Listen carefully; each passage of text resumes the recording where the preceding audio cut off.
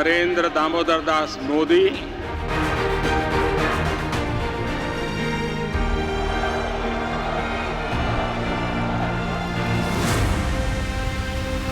ഈ കഥ ലോകത്തിലെ ഏറ്റവും ശക്തരായ നേതാക്കളിൽ ഒരാളെക്കുറിച്ചാണ്. ഈ കഥ ഒരു രാഷ്ട്രീയ നേതാവിനെക്കുറിച്ചാണ്. ലോകത്തിലെ ഏറ്റവും വലിയ ജനാധിപത്യത്തിൻ്റെ ഏറ്റവും ജനപ്രിയനായ പ്രധാനമന്ത്രിയെക്കുറിച്ചാണ്.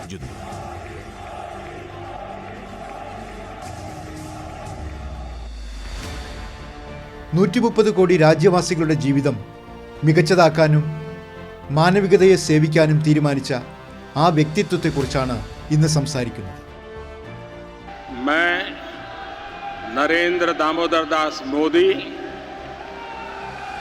ईश्वर की शपथ लेता हूं. നരേന്ദ്രമോദിയുടെ ജീവിതം പോരാട്ടങ്ങളുടെയും സ്വപ്നങ്ങളുടെയും സമർപ്പണത്തിൻ്റെയും കഥയാണ്. രാവെന്നോ പകലെന്നോ ഭേദമില്ലാതെ, വെയിലെന്നോ മഴയെന്നോ വ്യത്യാസമില്ലാതെ, വലിപ്പ ചെറുപ്പ അന്തരങ്ങളില്ലാതെ, ഹിന്ദുവെന്നോ മുസൽമാനെന്നോ മതഭേദമില്ലാതെ സേവനം മാത്രം ശാശ്വതമെന്ന് കരുതുന്ന ഒരു മഹത് വ്യക്തിയെക്കുറിച്ചാണ് ഈ കഥ. എല്ലാവരെയും കൂടെ നിർത്തി എല്ലാവരുടെയും പരിശ്രമത്തിലൂടെ എല്ലാവരുടെയും വികസനം എന്ന മുദ്രാവാക്യം നൽകിയ ആ വ്യക്തിയെക്കുറിച്ചാണ് ഈ കഥ. आज लाल किले की प्राचीर से आह्वान कर रहा हूं, सबका साथ, सबका विकास, सबका विश्वास और अब सबका प्रयास हमारे हर लक्ष्यों की प्राप्ति के लिए बहुत महत्वपूर्ण है. നരേന്ദ്രമോദിയുടെ യാത്ര ആരംഭിക്കുന്നത് ഗുജറാത്തിലെ വഡ്നഗറിലെ തെരുവുകളിൽ നിന്നാണ്. रेलवे से रॉयल पैलेस जिंदगी का रास्ता बड़ा कठिन होता है.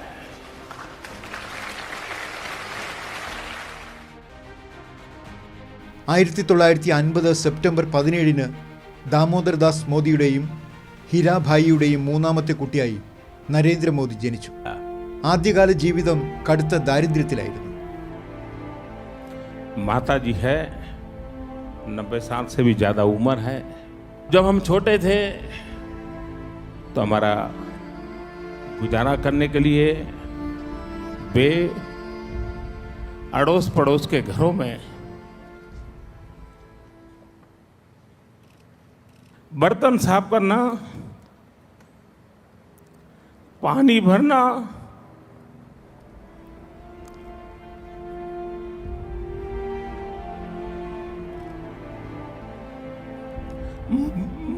मजदूरी कर रहा. आप कल्पना कर सकते हैं कि एक मां ने अपने बच्चों को बड़ा करने के लिए कितना कष्ट उठाया होगा. हम तो गरीब के घर पैदा हुए हैं, हमने गरीबी देखी है, हम गरीबी में पले हैं भाइयों. वे तो सोने का चम्मच लेकर के पैदा हुए हैं, हम चाय बेचते बेचते आपके पास आए. സ്കൂൾ വിട്ട് കഴിഞ്ഞാൽ ലോക്കൽ റെയിൽവേ സ്റ്റേഷനിലെ പിതാവിൻ്റെ ചായക്കടയിൽ അദ്ദേഹത്തെ സഹായിക്കാറുണ്ടായിരുന്നു നരേന്ദ്രമോദി. लोकतंत्र में अगर जनता जनार्दन जो ईश्वर का रूप है वो फैसला कर ले तो फिर एक चाय बेचने वाला भी उनका प्रतिनिधि बनकर के रॉयल पैलेस में हाथ मिला सकता है. വെറും 17 വയസ്സുള്ളപ്പോൾ തൻ്റെ ഗൃഹം വിട്ട് രാഷ്ട്രമെങ്ങും സന്ദർശിക്കാൻ ആ ചെറുപ്പക്കാരൻ തീരുമാനിച്ചു. ചിലപ്പോൾ ഹിമാലയത്തെ അഭയകേന്ദ്രമാക്കി, ചിലപ്പോൾ ആശ്രമങ്ങളിൽ സേവനം ചെയ്തു കഴിഞ്ഞു. പിന്നീട് രാഷ്ട്രസേവനത്തിനായി സ്വയം സമർപ്പിക്കുക എന്ന ലക്ഷ്യത്തോടെ അദ്ദേഹം രാഷ്ട്രീയ സ്വയം സേവക സംഘത്തിൽ ചേർന്നു. 1973 ഗുജറാത്തിൽ നവനിർമ്മാൺ പ്രസ്ഥാനത്തിൽ നരേന്ദ്രമോദി വലിയ പങ്കുവഹിച്ചു. ആ പ്രക്ഷോഭങ്ങളുടെ ഫലമായി അന്നത്തെ കോൺഗ്രസ് മുഖ്യമന്ത്രിക്ക് രാജിവെക്കേണ്ടി വന്നു. അടിയന്തരാവസ്ഥ കാലത്ത് രാജ്യത്തെ എല്ലാ സമുന്നത നേതാക്കളുമായി ചേർന്ന് പ്രവർത്തിക്കാൻ അദ്ദേഹത്തിന് അവസരം ലഭിച്ചു. 1975 25 जून वो ऐसी काली रात थी जो कोई भी लोकतंत्र प्रेमी भुला नहीं सकता है, कोई भारतवासी भुला नहीं सकता है. एक प्रकार से देश को जेल खाने में बदल दिया गया था. विरोधी स्वर को दबोच दिया गया था. जयप्रकाश नारायण सहित देश के गणमान्य नेताओं को जेलों में बंद कर दिया था. न्याय व्यवस्था भी आपातकाल के उन भयावह रूप की छाया से बच नहीं पाई थी। अखबारों को तो पूरी तरह बेकार कर दिया गया था। 1987-ൽ അദ്ദേഹത്തിന് ഭാരതീയ ജനതാ പാർട്ടിയുമായി ചേർന്ന് പ്രവർത്തിക്കാനുള്ള നിർദ്ദേശം ലഭിച്ചു. എന്നിരുന്നാലും ഇത് അദ്ദേഹത്തിൻ്റെ ജീവിതയാത്രയിലെ ഒരു ചെറിയ വഴിത്തിരിവ് മാത്രമായിരുന്നു. BJPയുടെ മികച്ച സംഘടനാ പ്രവർത്തകനിൽ നിന്ന് ഇന്ത്യയിലെ മികച്ച ഭരണാധികാരിയായി പിന്നീടുള്ള നരേന്ദ്രമോദിയുടെ ഉയർച്ച ആത്മധൈര്യത്തിൻ്റെയും നിശ്ചയദാർഢ്യത്തിൻ്റെയും കഥയാണ്. 2001 ഒക്ടോബറിൽ നരേന്ദ്രമോദി ഗുജറാത്ത് മുഖ്യമന്ത്രിയായി സത്യപ്രതിജ്ഞ ചെയ്തു. नरेंद्र दामोदर दास मोदी ઈશ્વરના નામે સોગંદ લઉં છું ઈશ્વરના નામે સોગંદ લઉં છું કે કાયદાથી સ્થાપિત ભારતના કે કાયદાથી સ્થાપિત ભારતના સંવિધાન પ્રત્યે കൃഷി, വ്യവസായം, പൊതുജനങ്ങൾക്കുള്ള സേവനങ്ങൾ എന്നിവയിലൂടെ നരേന്ദ്രമോദി ഗുജറാത്തിൻ്റെ വിജയഗാഥ നെയ്തു. അദ്ദേഹത്തിൻ്റെ കാലത്ത് ഗുജറാത്തിലെ കാർഷിക മേഖല പ്രതിവർഷം 10% വെച്ച് വളർച്ച കൈവരിച്ചു. വൈബ്രന്റ് ഗുജറാത്ത് ഉച്ചകോടിയിലൂടെ പുതിയ തൊഴിലവസരങ്ങൾ സൃഷ്ടിച്ചുകൊണ്ട് സംസ്ഥാനത്ത് റെക്കോർഡ് നിക്ഷേപം നടന്നു. അദ്ദേഹത്തിൻ്റെ നേതൃത്വത്തിൽ ഗുജറാത്ത് ഇടത്തരം ചെറുകിട വ്യവസായങ്ങൾക്ക് ഒരു പറുദീസയായി ഉയർന്നു. ഭൂകമ്പത്തിൽ തകർന്ന കച്ചിലെ പുനർനിർമ്മാണത്തിൻ്റെ ഉദാഹരണം അന്താരാഷ്ട്ര തലത്തിൽ ഇന്നും ശ്രദ്ധേയമായി നിൽക്കുന്നു. मित्रों, हम हर आफत को अवसर में पलटने के सपने क्यों नहीं देखते? और अगर हम आफत को अवसर में, मैं अपना गुजरात का इंसिडेंट बताता हूं. मेरा इतना बड़ा भयंकर भूकंप हुआ था. मित्रों, उस भूकंप के बाद हम लोगों ने जो काम किया है और जिस प्रकार से उसको इंस्टीट्यूशनलाइज किया है और जिस प्रकार से डिजास्टर मैनेजमेंट के लिए पूरे देश के लिए मॉडल के रूप में काम किया है. आपत्ति बड़ी भयंकर थी, लेकिन उस आपत्ति से उसको अवसर में पलट करके हमारे देश में आपत्तियां होगी, सबसे पहले तय करेगा हमें उसको अवसर में पलटना है. 2001-നും 2014-നുമിടയിൽ നരേന്ദ്രമോദി രാജ്യത്തെ ഏറ്റവും മികച്ച ഭരണാധികാരിയായും മുഖ്യമന്ത്രിയായും അഭിനന്ദിക്കപ്പെടുക മാത്രമല്ല, ഒരു വികസന നായകനായി സ്ഥാപിക്കപ്പെടുകയും ചെയ്തു.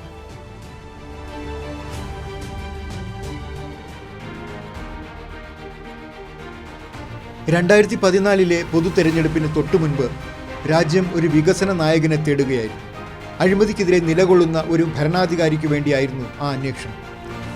വിഘടനവാദത്തിൽ നിന്നും ഭീകരവാദത്തിൽ നിന്നും രാജ്യത്തെ മോചിപ്പിക്കേണ്ടിയിരുന്നു അന്ന്.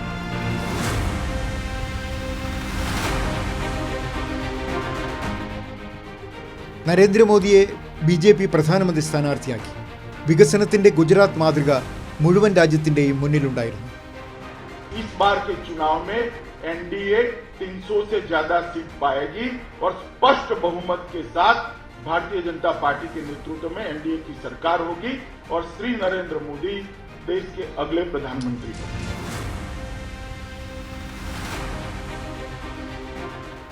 പൊതുജനങ്ങളുമായി രാഷ്ട്രീയ ബന്ധത്തിനൊപ്പം വൈകാരികമായ ബന്ധവും കൂടി സ്ഥാപിച്ച രാജ്യത്തെ ഒരേ ഒരു നേതാവായിരുന്നു നരേന്ദ്രമോദി.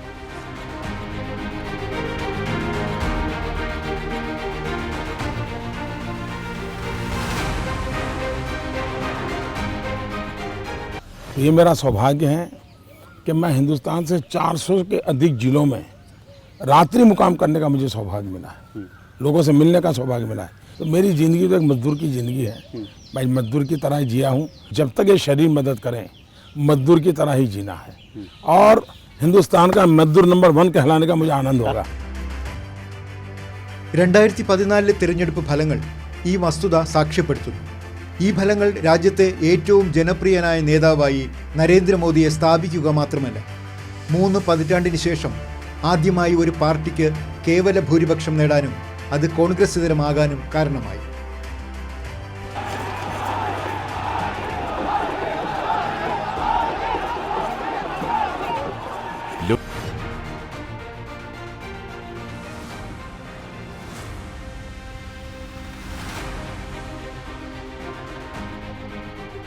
ജനാധിപത്യത്തിൻ്റെ പവിത്രമായ ആ മന്ദിരത്തിൽ തലകുനിച്ചുകൊണ്ട് ജനാധിപത്യ മൂല്യങ്ങളാണ് തനിക്ക് പരമപ്രധാനമെന്ന സന്ദേശമാണ് അദ്ദേഹം നൽകിയത്. मेरा मूलतः सिद्धांत जो रहा है वो ये है कि हम समाज में जो भी शक्ति है उसको और अधिक अवसर कैसे दें. हम एक ऐसा इकोसिस्टम तैयार करें ताकि उसको कुछ साहस करने का मन कर जाए, कहीं रुकावट आई जाए तो उसको हाथ पकड़ के निकालने वाला कोई मिल जाए। मैं जब चुनाव लड़ रहा था तो मैंने देशवासियों को कहा था कि मेरे पास अनुभव नहीं है, मुझसे गलतियां हो सकती हैं, बद इरादे से गलत कभी नहीं करूंगा।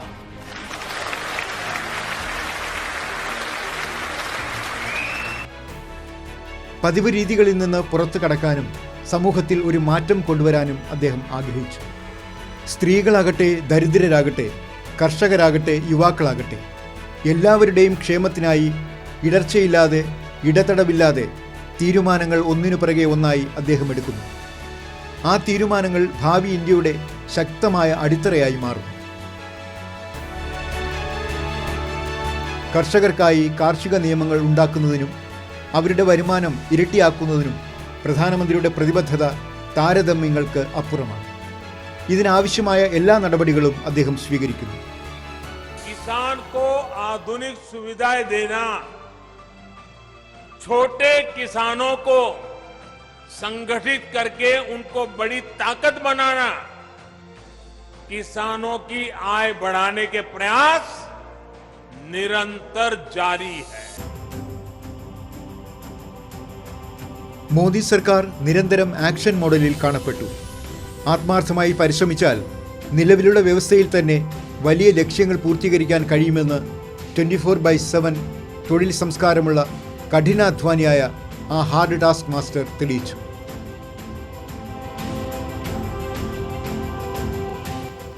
मेरी सरकार का एक ही धर्म है, इंडिया फर्स्ट. मेरी सरकार का एक ही धर्म है, भारत का संविधान. मेरी सरकार की एक ही भक्ति है, भारत भक्ति. मेरी सरकार की एक ही पूजा है, 125 करोड़ देशवासियों का कल्याण. मेरी सरकार की एक ही कार्यशैली है, सबका साथ सबका विकास. और इसलिए हम संविधान को लेकर के, संविधान की सीमा में रह करके देश को आगे बढ़ाना चाहते हैं. 2020 കൊറോണ മഹാമാരിയുടെ ഭീഷണി ലോകത്തെ ആകെ ഗ്രസിച്ചു. ഇന്ത്യയും ഈ വിനാശകരമായ രോഗത്തിൻ്റെ പിടിയിലായി. എന്നാൽ ഈ കാലഘട്ടത്തിൽ പ്രധാനമന്ത്രി മോദി രാജ്യത്തെ നയിക്കുകയും ലോകത്തെ ഏറ്റവും വലിയ ശക്തികൾക്ക് ചെയ്യാൻ കഴിയാത്തത് ചെയ്യുകയും ചെയ്തു.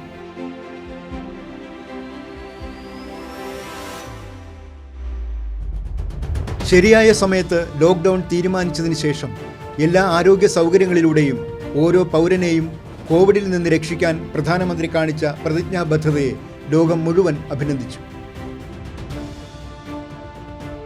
आज भारत दुनिया के उन देशों में से है जो अपने ज्यादा से ज्यादा नागरिकों का जीवन बचाने में सफल रहा.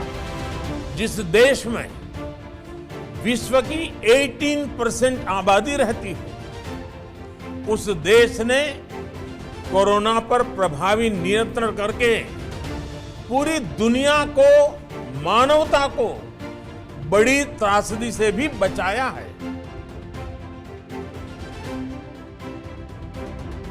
കോവിഡിനെതിരെയുള്ള യുദ്ധത്തിലെ ഏറ്റവും വലിയ ആയുധമായി കോവിഡ് വാക്സിൻ മാറി. ഈ പ്രവർത്തനത്തിലും രാജ്യത്തിന് പ്രധാനമന്ത്രി മോദിയുടെ ദീർഘവീക്ഷണത്തിന്റെ പ്രയോജനം ലഭിച്ചു. വളരെ ചുരുങ്ങിയ സമയത്തിനുള്ളിൽ 2 വാക്സിനുകൾ തയ്യാറാക്കി ഇന്ത്യ ലോകവേദിയിൽ തങ്ങളുടെ ശക്തി തെളിയിച്ചു. വളരെ ചുരുങ്ങിയ സമയത്തിനുള്ളിൽ 75 കോടി വാക്സിൻ ഡോസുകൾ നൽകി ഇന്ത്യ ഒരു ലോക റെക്കോർഡ് സ്ഥാപിച്ചിരിക്കുകയാണ്.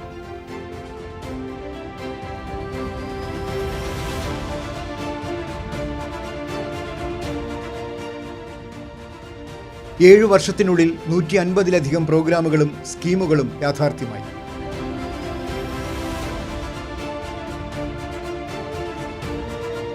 हमारे लिए रिफॉर्म का मतलब है रिफॉर्म नीति आधारित हो, टुकड़ों में नहीं हो, होलिस्टिक हो और एक रिफॉर्म दूसरे रिफॉर्म का आधार बने, नए रिफॉर्म का मार्ग बनाए. और ऐसा भी नहीं है कि एक बार रिफॉर्म करके रुक गए. ये निरंतर सतत चलने वाली प्रक्रिया है.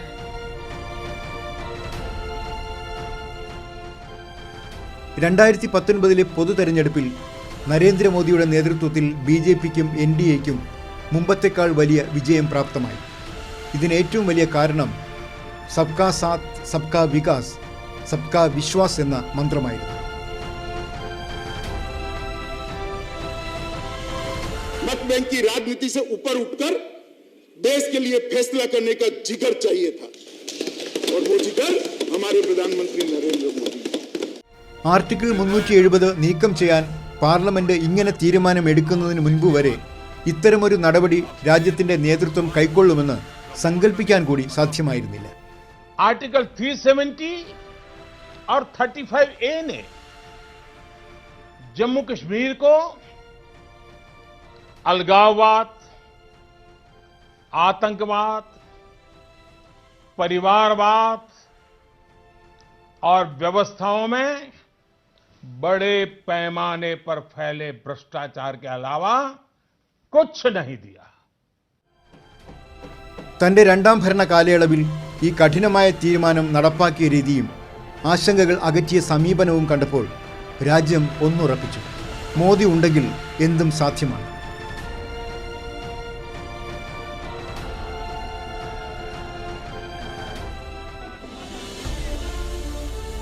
മുത്തലാഖിന്റെ ദോഷങ്ങളിൽ നിന്ന് മുസ്ലിം സ്ത്രീകളെ മോചിപ്പിക്കുന്നതിൽ നിന്ന്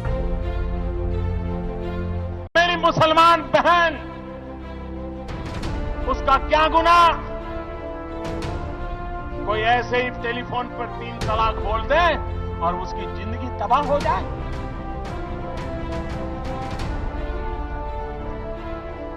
क्या मुसलमान बेटियों के हकों की रक्षा होनी चाहिए कि नहीं होनी चाहिए?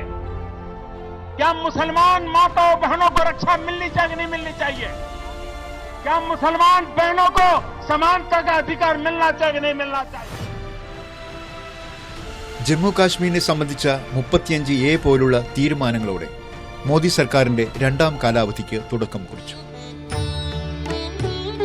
राम काज किनु बिनु मोहि कहां बिसरा.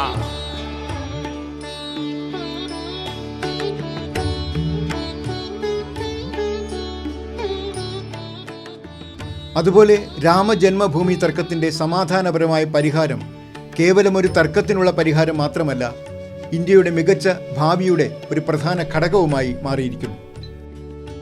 ये मंदिर करोड़ों करोड़ लोगों की सामूहिक संकल्प शक्ति का भी प्रतीक बनेगा. ये मंदिर आने वाली पीढ़ियों को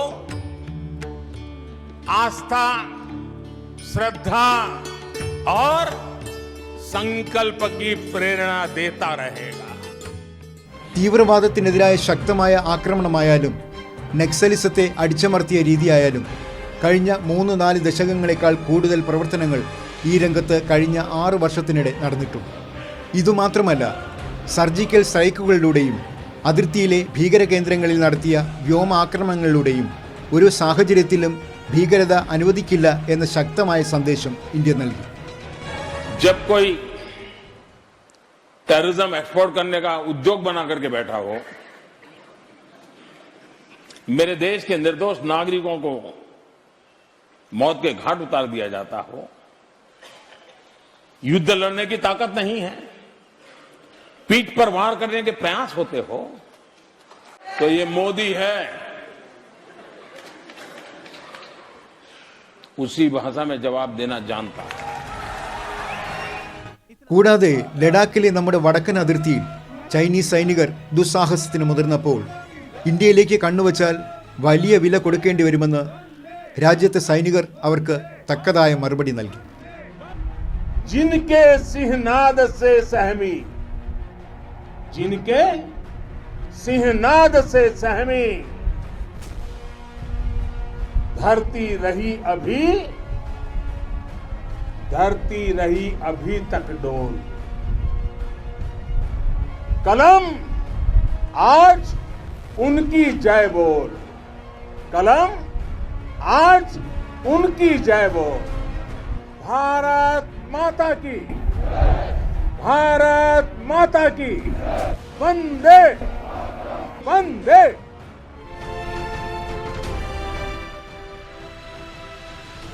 പ്രധാനമന്ത്രി മോദിയുടെ നേതൃത്വത്തിൽ ഇന്ത്യ റെക്കോർഡ് വേഗതയിൽ ദാരിദ്ര്യം തുടച്ചു നീക്കുകയാണെന്ന് വിവിധ അന്താരാഷ്ട്ര ഏജൻസികൾ അംഗീകരിച്ചിട്ടുണ്ട്. പാവപ്പെട്ടവരുടെ താൽപ്പര്യം കണക്കിലെടുത്ത് കേന്ദ്ര സർക്കാർ ഏറ്റെടുത്ത വിവിധ തീരുമാനങ്ങൾക്കാണ് ഇതിൻ്റെ ക്രെഡിറ്റ്.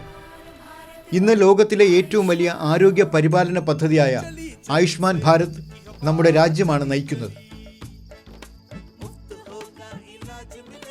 50 കോടിയിലധികം ഇന്ത്യക്കാരെ ഉൾക്കൊള്ളുന്ന ആയുഷ്മാൻ ഭാരത് പാവപ്പെട്ടവർക്കും മധ്യവർഗക്കാർക്കും ഉയർന്ന നിലവാരമുള്ളതും താങ്ങാനാവുന്നതുമായ ആരോഗ്യ പരിരക്ഷ ഉറപ്പാക്കുന്നു. वो ठीक हुआ, काम अच्छा हुआ, अच्छा हो, संतोष है, संतोष। तुम खुश हो एकदम?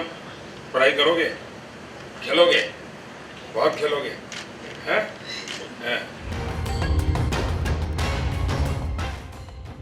കൊറോണയുടെ സമയത്ത് പ്രധാനമന്ത്രി ഗരീബ് കല്യാൺ യോജന വഴി 80 കോടിയിലധികം ആളുകൾക്ക് സൗജന്യ റേഷൻ നൽകിയതിലൂടെയും പാവപ്പെട്ട കുടുംബങ്ങൾ, കർഷകർ, തൊഴിലാളികൾ, സ്ത്രീകൾ എന്നിവർക്ക് പല മാർഗങ്ങളിലൂടെയും സാമ്പത്തിക സഹായം അല്ലെങ്കിൽ തൊഴിൽ നൽകുന്നതിനുള്ള തീരുമാനം എടുക്കുന്നതിലൂടെയും സമൂഹത്തിൻ്റെയും വ്യവസ്ഥയുടെയും അതിരുകളിൽ നിൽക്കുന്ന ആളുകളുടെ കഷ്ടപ്പാടുകൾ അവസാനിപ്പിക്കാൻ അദ്ദേഹം ആഗ്രഹിച്ചു.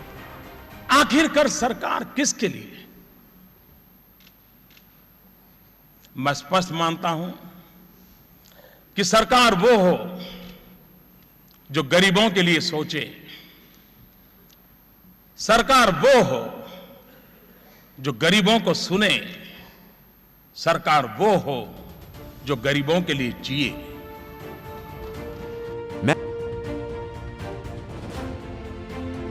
മാക്സിമം ഗവേണൻസ്, മിനിമം ഗവൺമെൻറ് എന്നതിൽ വിശ്വസിച്ചിരുന്ന നരേന്ദ്രമോദി പൊതുജന പങ്കാളിത്തം അദ്ദേഹത്തിൻ്റെ നയങ്ങളുടെയും തന്ത്രങ്ങളുടെയും അടിസ്ഥാനമാക്കി.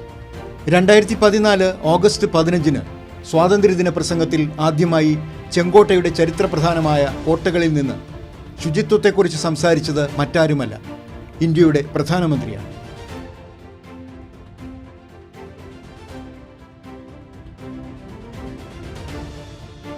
രാജ്യത്ത് വരുന്ന സുപ്രധാന പ്രവർത്തനത്തിൻ്റെ ഒരു സുപ്രധാന ഭാഗമാണ് തങ്ങളെന്ന് രാജ്യത്തെ ശുചീകരണ തൊഴിലാളികൾക്ക് ആദ്യമായി അനുഭവപ്പെട്ടു. പാവപ്പെട്ടവർക്ക് വേണ്ടി ജീവിക്കുന്നതാവണം ഒരു സർക്കാരെന്ന് പ്രധാനമന്ത്രി മോദി തൻ്റെ പൂർണ്ണതയിൽ തെളിയിച്ചു. आत्मनिर्भर भारत ये सपना संकल्प में परिवर्तित देख रहे हैं. आत्मनिर्भर भारत ये एक प्रकार से शब्द नहीं, ये आज 130 करोड़ देशवासियों के लिए मंत्र बन गया है.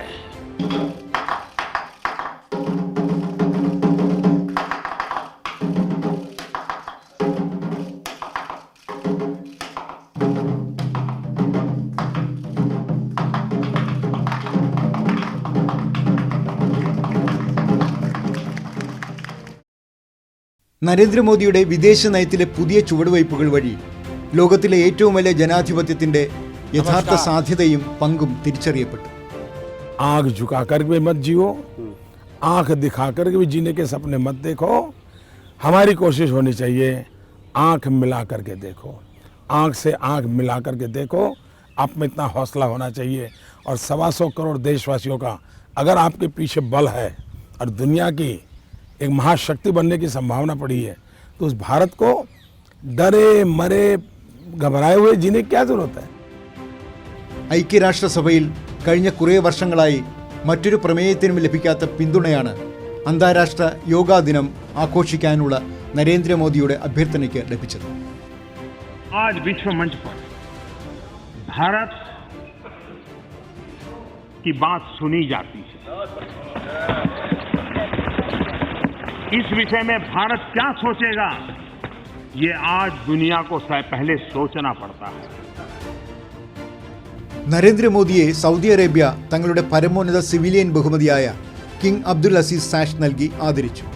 പാലസ്തീൻ്റെ grand collar of state of Palestine award, അഫ്ഗാനിസ്ഥാൻ്റെ അമീർ അമാനുള്ള ഖാൻ അവാർഡ്, UAEയുടെ സയ്യിദ് മെഡൽ, മാലിദ്വീപിൻ്റെ നിഷാൻ ഇസുദ്ദീൻ ബഹുമതി, സമാധാനത്തിനും വികസനത്തിനുമുള്ള സംഭാവനകൾക്കായി 2018 അഭിമാനകരമായ സിയോൾ സമാധാന പുരസ്കാരം.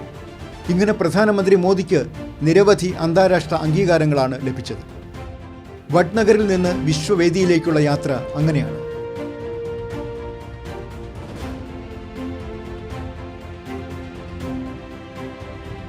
ജനങ്ങൾക്കിടയിൽ ജീവിക്കുക, അവരുമായി സന്തോഷം പങ്കിടുക, അവരുടെ സങ്കടങ്ങൾ നീക്കുക. ഇതാണ് നരേന്ദ്രമോദിയുടെ മുദ്രാവാക്യം. നരേന്ദ്രമോദി പൂർണ്ണമായ അർത്ഥത്തിൽ ജനങ്ങളുടെ നേതാവാണ്. चावल भी खाते हैं? बच्चे लोग चावल खाते नहीं। खाते हैं? ऐसा करोगे आप लोग? ऐसा करो।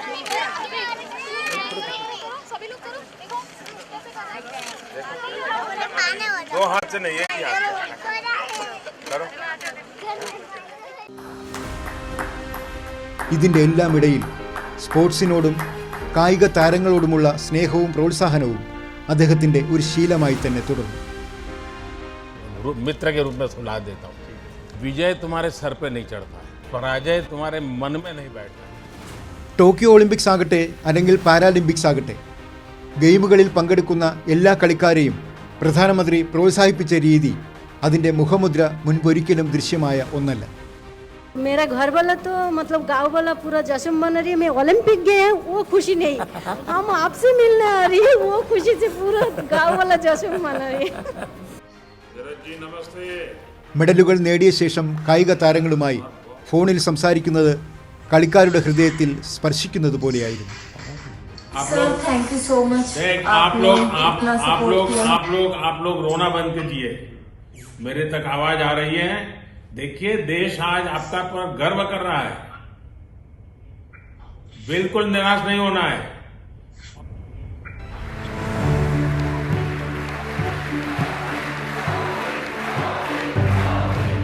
वो जो मुश्किलों का अंबार है, वो जो मुश्किलों का अंबार है, वही तो मेरे हौसलों की मीनार है. यही समय है, सही समय है, भारत का अनमोल समय है. असंख्य भुजाओं की शक्ति है, असंख्य भुजाओं की शक्ति है. हर तरफ देश की भक्ति है. तुम उठो, तिरंगा लहरा दो, भारत के भाग्य को फहरा दो, भारत के भाग्य को फहरा दो.